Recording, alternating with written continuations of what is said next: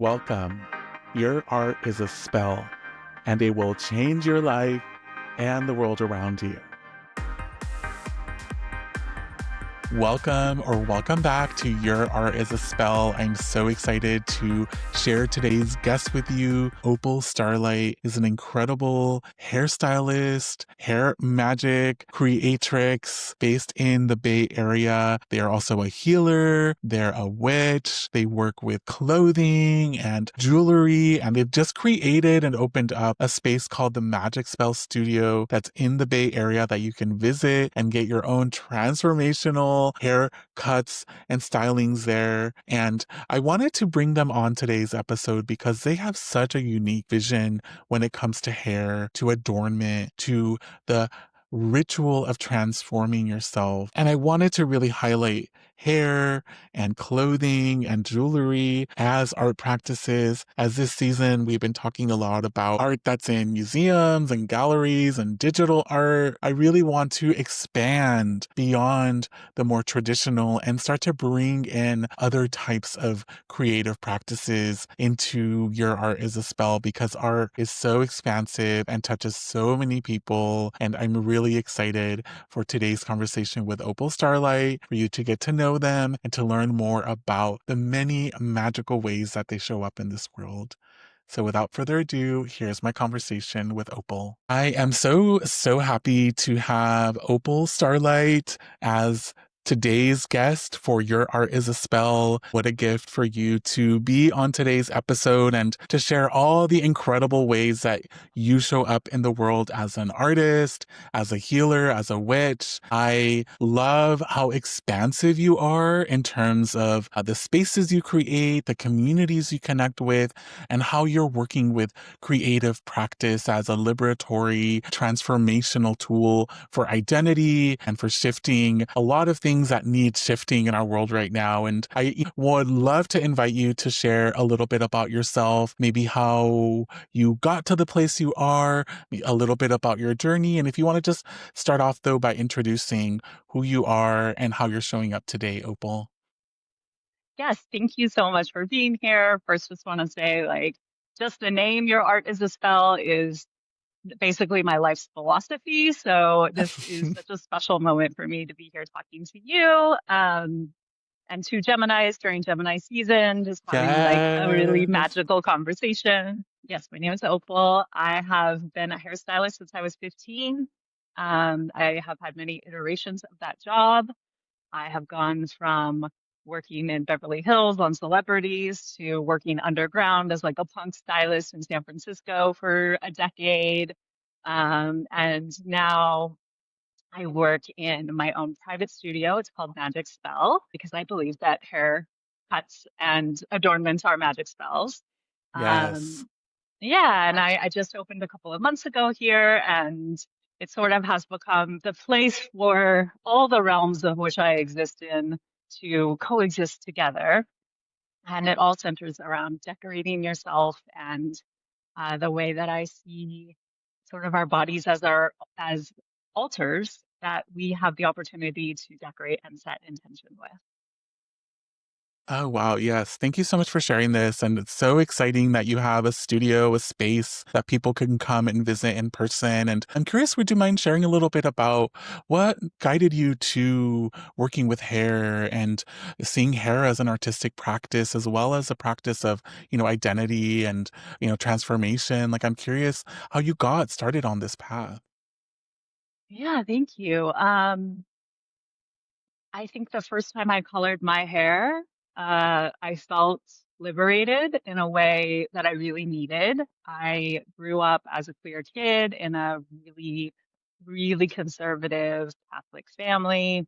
I went to Catholic school. I had to wear uniforms. There was a certain way that you were supposed to look, being born in a female body, but being non-binary. So I felt like I was really in this cage of self-expression that was set out for me. And the first time I dyed my hair, I think it was like a juicy purple cherry cola color, just like a box dye. I was 14. I didn't get permission and I just did it. And Yeah. I felt this thing, I don't know. It's just all hairdressers kind of know it. It's like you have this moment where you're like, oh, this is magic. Like this, Yeah. our hair holds so much magic and so much energy. And when you change it, it resets you in a very interesting and transformative way. So I felt that. And then I had this little cottage industry of, cute little gay boys that would come over to my garage and get their hair bleached. And I did that all through high school. And then didn't want to go to school, didn't want to go to university because I had had such a terrible experience in high school. I didn't expect it would be any different. And I didn't quite know what to do with my life. So I was like, well, I'm already doing hair. Let me just like actually do hair. So I went to just a little community college beauty school and I was quite good at it. I feel okay admitting that. Like I felt like it came very natural to me. Like I was the best in my class and then I was hired to a really high-end, reputable Beverly Hills celebrity salon, which felt very successful and amazing to me. Like, oh my gosh, I'm winning right away. But what happened for sort of the next 5 to 10 years is that I slowly realized that in many ways, the work I was doing was at the service of patriarchy, at the service of Western standards of beauty. Huge percentage of my work was like covering gray hair or making people blonde so they could look like that perfect California girl. And it felt like the magic that I had discovered that brought me to this thing was being like blocked and caged again by these Mm. systems. Um, and I didn't know until later, but it sort of made me lose my love of the work for a while. And then over the last sort of 7 years during the pandemic, I opened a little hair salon in my garden because out of necessity, I wanted to be home with my son. I wanted to feel Yeah. safe. I wanted to make people feel safe. So I slowly, put a chair out there and then I put a shampoo bowl out there and I told my close clients, like, yeah, come over, I'll cut your hair. I would put color on them and send them home to wash it out. And eventually, I remember I had a client and she came, did her hair in the garden, and she emailed me after she left. And she said that on the way home, her husband had like noticed she was different. And he said something to the effect of like, you seem cured. She had been really, really sad for a long time, as many people, Mm. almost all of us had been during those years of 2020, 21, 22, and Yeah. continuing on. And the last line of it is she said, and I told him, I think Opal and their garden is magic. And so I called it Opal's Magic Garden Salon. And I was like, this is what I'm Mm. doing. Um, this is how I'm going to meet this moment. And that is when the sort of healer energy in me started to awaken and Yeah. being by myself with my clients, one on one, with my little cats, their little witchy tails coming through. The work became very mystical. It became very healing. It became very special. I started to just make it my own, to return to that feeling that I had when I was 14 and I first colored my own hair and fell in love with the work. And it was such an Wow. honor too to just be a place where people could come feel safe and have a cute moment in this magical little garden and walk away with beautiful hair. And people would walk away and I'd be like, this is a magic spell. Like this work that we do is so magical. Mm. Yeah. Uh, yeah, yeah. And that's what led me to, finally opening up this place. I couldn't be in the garden forever, but I realized like I'll never go back to the hair industry in the way that I had before. I need to be an outsider. I need to be a witch, and I need to make magic every day. Wow. Yeah, I'm just so struck by your journey, how you, as you said, started off by getting that feeling right? Yeah. Like having that Mm. feeling happen when you dyed your hair, having this moment where you realize that you could take control or reclaim something that you felt had either been taken away or that you were like boxed away from. And then moving into the hair industry and realizing that there are some elements of it that really didn't resonate with you. And I am hearing you share that you're non binary, and I'm thinking about the way that you're talking about identity, sense of self, and also magic, witchcraft, transformation. And I'm just really struck by how a lot of artists start their journey with something that's like intuitive or that really feels resonant. And then we like come across these systems, right? Of, let's say Mhm. it's either patriarchy or white supremacy or capitalism that start to tell us that our art should look a certain way or should adhere to certain standards. And that could really take away our passion or the original reason why we started to do what we do. And so I'm just like really struck that you were able to find a way back to this passion, to this sacred practice that you're naming. And I'm just wondering, what were some like elements that supported you in that journey? Or is there anything you want to share around the way that you've reclaimed some of these practices within your own work? Yeah. I have this one of my favorite sayings that has applied to many things in my life is like sometimes you get like a beautiful gift, but it's wrapped in a really ugly package. And the the pandemic in many ways was that for me. I was exhausted and overworked, and I'm a single parent, and every day was full. So there was no room for the parts of me that connect spiritually to the earth. There was no room for me to step back and look at everything that I was doing and go like, wait, what's wrong here? Because something is wrong. I just was moving forward, moving forward, moving forward. And so when we went into those lockdowns, it was the first time ever that I had that much space and quiet and time to reflect.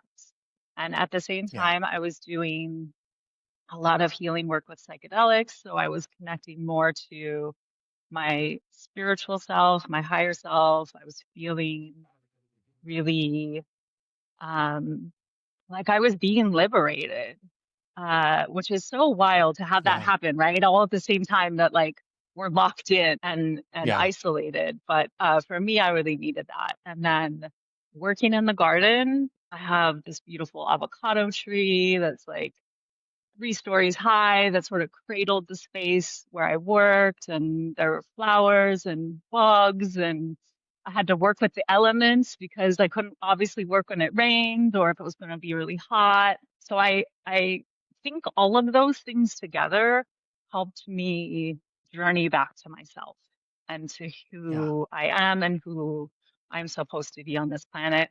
I also came out as non-binary during that time, which gave me an opportunity to witness my own journey with self expression and the way that my hair ties into my own identity. I shaved my head as a sort of like release, and I buried my hair in the dirt and I watched it turn to soil. And I think many people thought that I shaved my head because I was non-binary now, so now I'm more man or more masculine. But really what I did was I just let go of any ideas, any rules, any systems that were living within me that said, you are this, you have to look this way. And through that exploration, I really felt the healing magic of self-expression and of decorating Mm. yourself and of hair and all the ways that our souls try to make themselves seen on this planet. Wow. I'm just like so touched by what you just shared. And I'm just like really feeling called to bring in like the archetype of the hermit because we're in a hermit Mm. year. And I'm just really seeing the hermit in your journey, being a person who does not conform to gender norms, has a different way of seeing the world, who, as you said, grew up in a conservative household, but had your own path that you needed to go on. And as you found your way back to your truth, both in terms of your identity and also of your, passion for art and hair, I really see that you are now shining a light that is bringing so many people towards you. And to me, that is so hermit energy that you've really forged a path and are now able to share it and bring it to others. And, one thing I really want to highlight, and I'd love to share some images here if you're watching this on YouTube so people can see some of your beautiful art as well as your clothing and jewelry. As a Gemini, I am loving the Gemini-ness of your practice, like how you really expand and really work with adornment in so many different ways and in ways that are gender affirming. And I'm curious, is that something that you do also with hair? Are you also working with folks who are wanting gender affirming haircuts too? Yeah, thank you for asking that. That is one of my favorite things I do, because I think it is such a sacred exploration that only the most magical of humans go on. And so, one, it just brings in people that I fucking love, that I enjoy connecting with. I enjoy watching their journeys. I enjoy being a place where they can come and sort of in this private space feel comfortable asking for what they actually want and knowing that I'm not going to look at them and say, like, you're a girl, this is the short hair you get. And I get people at all sort of stages of that exploration. So sometimes maybe it's just someone who identifies as cisgender, but never really loved their hair because they're always getting these girl haircuts. And the hair industry has been very gendered for a really long time. I remember, like, before I started thinking in this way, when someone, maybe say a man with long hair, would come to get his hair done and he would want a haircut. I remember my head being like, okay, what's man long hair look like? Like, what's the difference? Like, how should I do this haircut to be manly? And I could never find it. I was like, I don't know what I'm supposed to do here. Like, make it like more angular. I don't know. So I think a lot of the hair industry is still very gendered. And then obviously we all have internalized bias, and hairdressers have that too. So I've worked really hard to undo any kind of internalized bias that I have. When I speak with someone, I'm just speaking with the human in front of me, trying to connect to their energy, to connect to where they're at. And then, oftentimes we go on a subtle, slow journey towards what it is that they're trying to find. But then sometimes also it just happens in one day, and people will sort of look at themselves with tears in their eyes and feel really seen. And to me, like, that's why I do this work. Like, now I have tears in my eyes thinking about it. It's like, it really does matter. It's not superficial. It's not frivolous. It's important. Hair is Yeah. major. Yeah.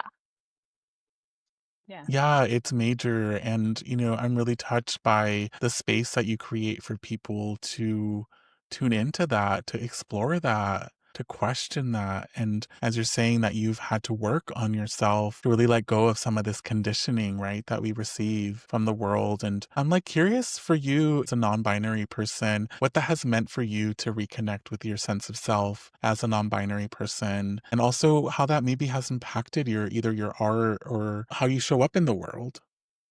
I mean, it's impacted everything. Like, there's nothing it doesn't touch. And um, I'm 47 years old. I grew up in white culture where gender was very boy or girl, and there was no in between, and there was no examples of anyone who was non-binary. There was no stories. I was very much in queer culture, but even that was very cisgendered. And so it wasn't until I was a 39, 40 years old that I met my the first non-binary person that I'd ever met in person. And I remember just in that moment being like, like some kind of calm washed over me. It was like it reminds me of like my dog when we're out for a walk and he sees another dog. He's been around humans all the time, and then he sees someone who's like him, or Yeah. it feels like I'm an alien. I've been an alien here, and now I'm seeing another alien from my planet. And that feeling, the first time you feel that or understand that, it's like an answer to a question you've been asking yourself all day, every day for me, 39 years. Like, Mm, why yeah. don't I feel like a woman? And why is it so hard for me to perform the act of being one? It's exhausting. So, yeah, as the years have gone by since I've come out, which has only been a few, I feel at home in my body. And in that, because it is my home, I feel a lot of pride in how I decorate myself. I want this body to be honored and decorated in a way that truly reflects my soul and has nothing to do with gender.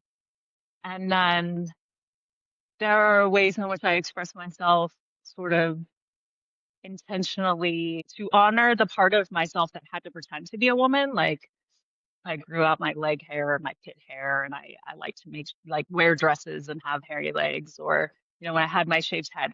Those balances of sort of like gender stereotypes are things I'm artistically playing with to hopefully make some people uncomfortable, honestly. I like the idea of like a man seeing my boobs and my dress and being attracted to me, but then seeing my hairy legs and being like, ew. I don't know. It brings me joy. It's an artistic sort of performance art piece that I'm constantly trying to do. Um, Yeah. yeah, and then because I now have this expansive idea of what self-expression, adornment, and decorating yourself should be, it makes me better at my job because anytime we're thinking in bigger, broader, more expansive terms, especially when it comes to art, we're just going to create a more pure, more authentic visual expression. Yeah, and I love the way that you make art, and I'm like curious if you have a name for the aesthetics that you connect with. I'm just like in awe of like how much color you play with and the sparkles and the dreaminess. Like I want to live in the world that you like create so Well, badly. that's yeah, that's kind of it. That's it. I do too. Yeah, I think art is for me like what keeps me alive, what makes me want to be here on this planet. And so I like to just create the world that I want to be in, but also it's the world that I'm now visually able to, if it's through illustration or painting or creating jewelry, dyeing fabric, that's the world I escaped to during the hardest years of my life as a child. I created all of these things in my head between the ages of like 5 and 15. It was where I disassociated to. It was where I went when I sat in church. I'm heavily inspired by stained glass because I spent hours and hours and hours in these dark, deep holes of Catholicism. But then up above me was the light streaming through the stained glass, and all the color um, saved me. So, yeah, I love color. I love the magic of color. Color has energy that I can see and I can feel. And so when I'm creating, I just want to communicate with color.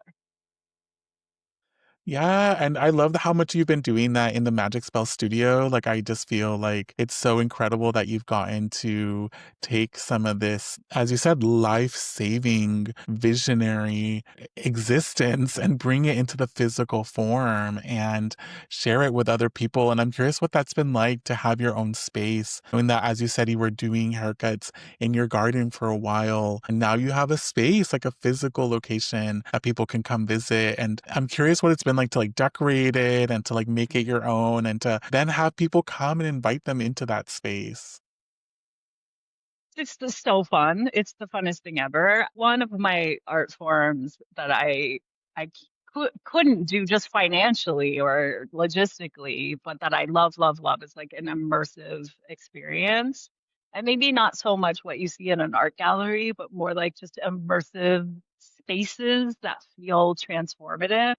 And so with this place, in this moment we're in, there is so much darkness and so much to be afraid of.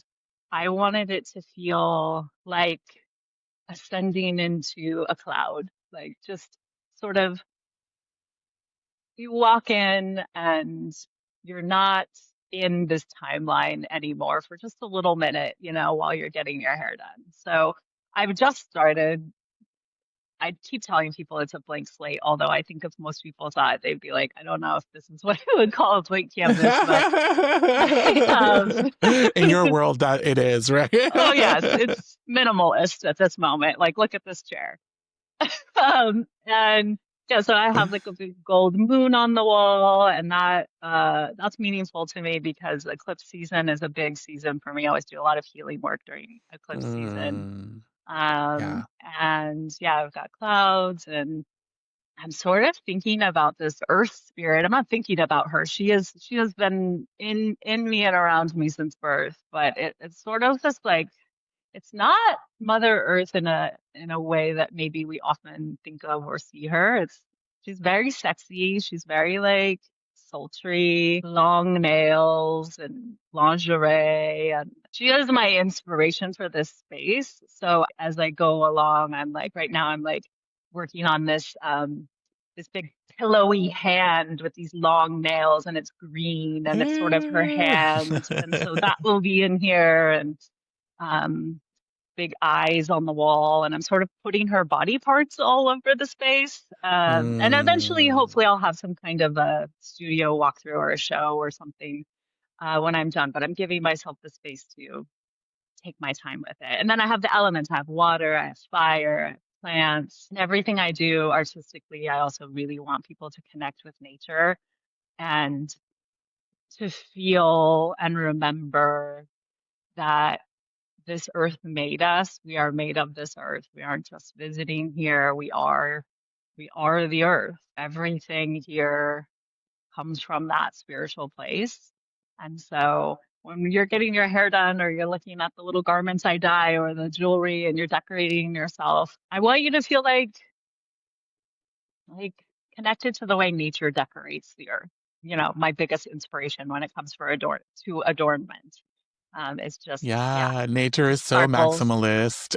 Oh, yes, she is a maximalist queen.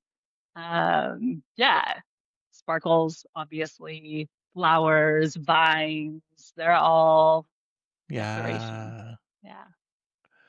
And I love that you're bringing in, like bit by bit, body part by body part, you're bringing in this beautiful spirit into your space. And I'm wondering, as someone who is intuitive and, works with energy and is connected spiritually, have you noticed in giving folks haircuts that you sometimes either like receive transmissions or people have any like awakenings? I'm like thinking about that client that you were mentioning who really felt moved and changed after getting a haircut with you. Like, does that ever happen? Like, do you ever like have like moments of psychic connection with people during haircuts?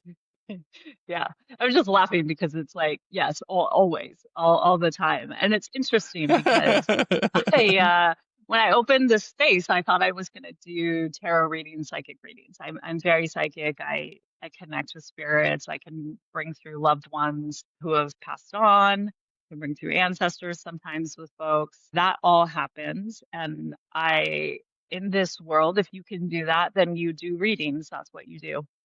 And so I thought that I would open up the space to do that. I started to. And then over the last month, I've had this like very obvious, very potent sort of message that was like, no, the hair that you do, the work that you do as a hairstylist, like that is your psychic magic. Like that's why you have these gifts. Mm, yeah. That's your healing work. And absolutely I see it in my clients. I have people I've been doing their hair for a decade now. I love witnessing people's journeys through their lives. I love watching someone come in timid and young and unsure. And I love seeing all the different ways that we experiment with their identity through different haircuts and the way they start dressing differently and the way they start standing up and feeling strong in the world. And it's such an honor to do this job and get to sort of connect with all of these stories of people's lives. It's very unique to be able to do Mm, that. And yeah. yeah, I love cutting hair, but as much as I love doing hair, I love connecting with humans and witnessing their journeys. And we go through all kinds of things together. So, and then me too, it really is more than just a professional relationship. With a lot of my clients, we have known each other for a very long time. We've cried together. I mean, we went through the pandemic together. We were all crying all the time. Um, Right. Yeah. yeah. So yeah, that's a really special part of my work. Wow. I'm just really struck by how it is like a relationship that really helps people explore their sense of self, grow, change, transform. And I'm curious, you brought up earlier part of the disillusionment you had in the hairstyling, hair cutting world was this like adherence or like push towards Western beauty standards. And I'm like wondering, is that also part of the healing work that you've done? And are there ways Mm. that you like approach hair that might be a little bit different or that bring in some of maybe, more of the magic and less of this like prescribed way of having like westernized beauty standards that people feel like they have to adhere to? Yeah, that's such a good question. And it shows up in a lot of ways. My favorite of which now is that I have, over the last 7 years, I've been developing sort of a method to help people transition out of covering their gray hair as it grows in. It is sort of just an accepted fact amongst many people that once you get gray hair, you got to cover it up because I don't know, God forbid you are getting older.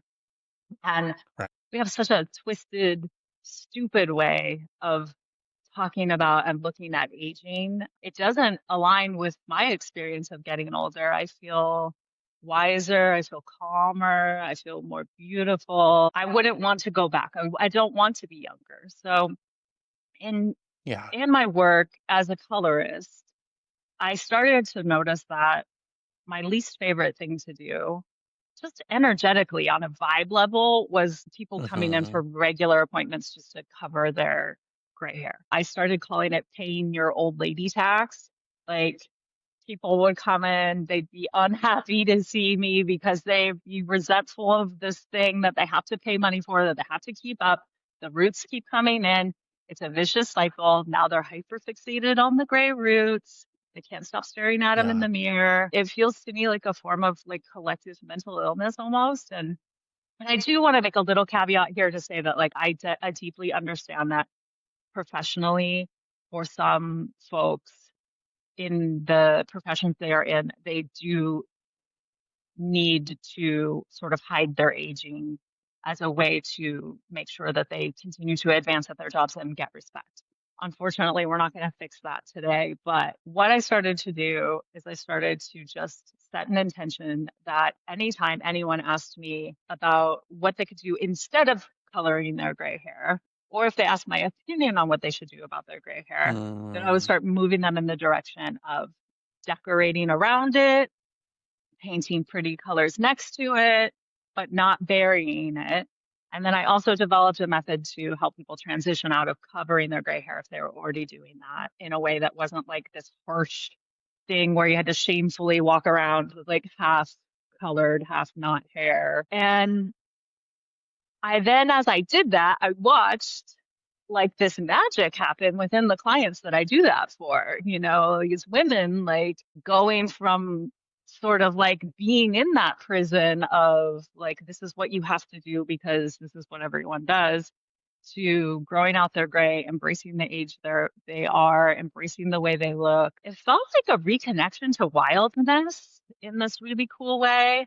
And even the way gray hair shows up, it's in these interesting patterns. Everyone's different. yeah. Yeah, like, animals have these really cool patterns and stripes and streaks and dots and ways that their fur, their hair comes in. And as humans, we're kind of one note. But then as we get older, we start to get these patterns and these places where the gray comes in, and it's different for everyone.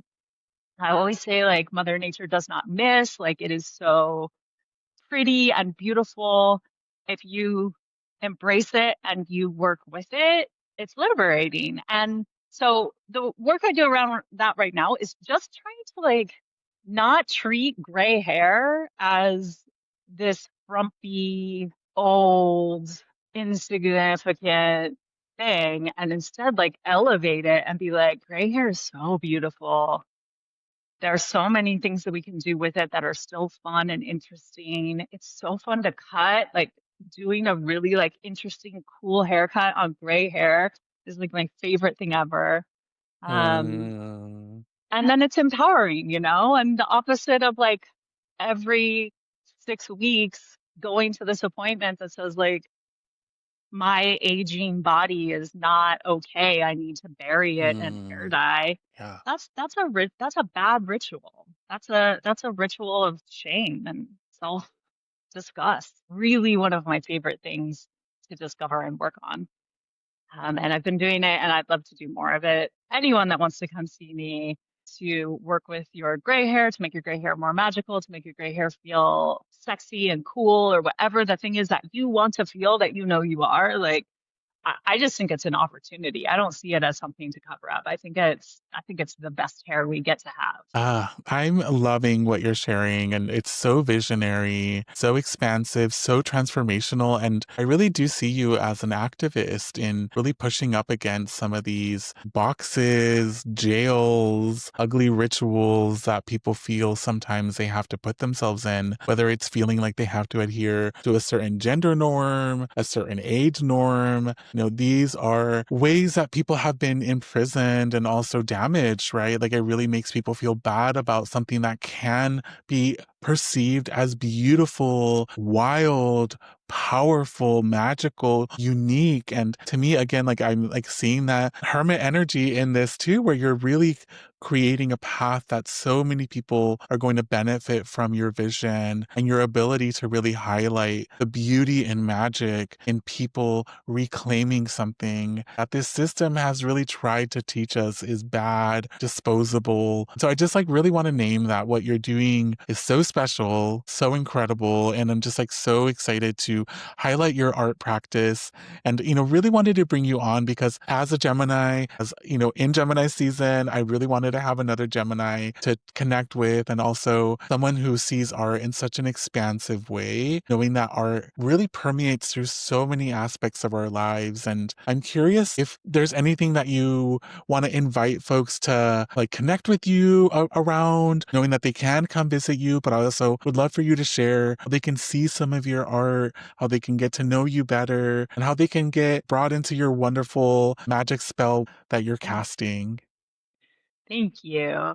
I think at the core of all of this, what the one thing I want to say is that like liberation starts from within, um and that it is a noble and worthy cause to liberate yourself in any way you can from the rules that exist for you. And part of those rules, the rules that I like to work with, or that I like to break, are the ones around how you should look, how you should act. And so yeah, I'm here, magicspellstudio.com, my website. I created it myself. I really, I think you've just released an episode about this, but a lot of witches have left social media, which for me, I'm like, well, where, how will you find me? Because those are my people. And I have to be on there. So I am on Instagram. I have a very small following on Instagram that I kind of just keep up for appearances. And also because there's some friends on there I like to talk to, some other hairstylists I like to connect with and, gas up. Um, so Yeah. Magic Spell Studio on Instagram. I never post on TikTok, but I also have a TikTok with the same name. My neurodivergent brain gets too overwhelmed on TikTok, so I can't really be there too much. But if you're in the Bay Area, I'm always accepting new clients. You can email me. All that information is on my website. If anything I'm saying resonates with you, if you're looking for a safe space to explore your identity for any reason, It doesn't have to be even any of the ones that I've mentioned today. There are millions of them. I'm here for you. I want to work with you. I do this work because I love it. I am honored to get to connect with people in the way that I do. And this is my life's purpose. And what a joy it is to have a purpose like this. So, yeah, that's it. Mm. Wow. Thank you so much for sharing all this. And I'm sure there's going to be so many people that resonate with what you've had to share. And I really want to encourage folks to check out your website. I want to ask you, just as one last, thing to share, knowing that you're someone who's intuitive and also knowing that we're moving through a challenging time in this country, in this world right now. Just wanted to see if there's anything you'd like to share with folks listening to this episode and maybe take a moment if you would like to tune Mhm. in and see if there's anything that wants to come through you right now.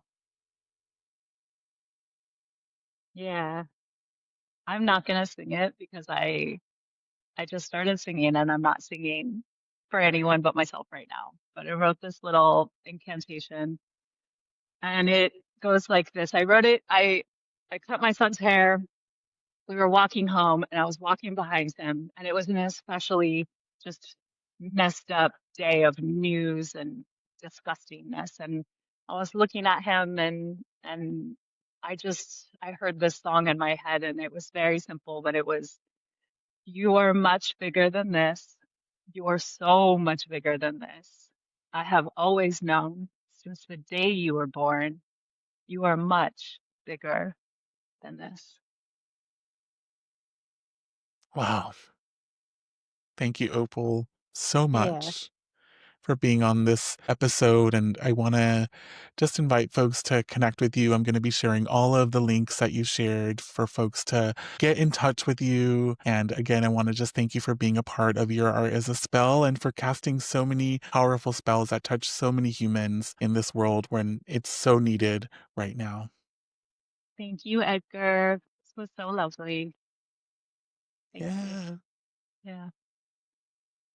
Yeah. That was such a precious conversation I just had with Opal. I'm really struck by so many things that they shared that really resonate with some of the themes of this podcast. First off, seeing art as a transformational, magical practice that helps you reclaim your power and also feel a sense of belonging, of identity in a world that often tries to put us into boxes or tell us who we are meant to be. Opal's radical visionary practice is really also centering gender expansiveness, gender nonconformity, and also reclaiming a sense of beauty and presence that doesn't have to adhere to Western colonialist styles of beauty that many people feel like they have to follow. I'm really moved by how they're working with gray hair as a wild asset that we should really bring into our lives. And I'm really like looking at the grays in my beard here, feeling so proud, feeling so pretty, and just so excited by what is possible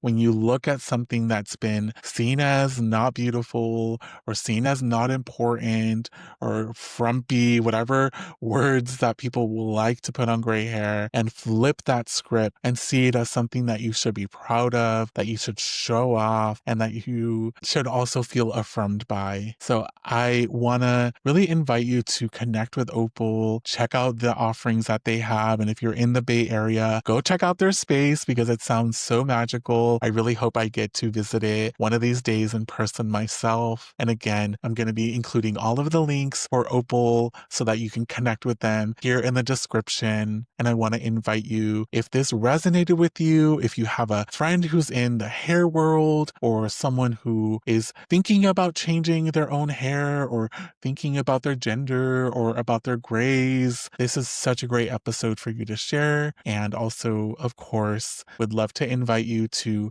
cast your spell into the algorithm. Give this episode a like if you're watching this on YouTube, subscribe, and leave us a review, as all of that helps us build bigger connections between one another. Until next time, do not forget that your art is a spell and it will change your life and the world around us. Bye.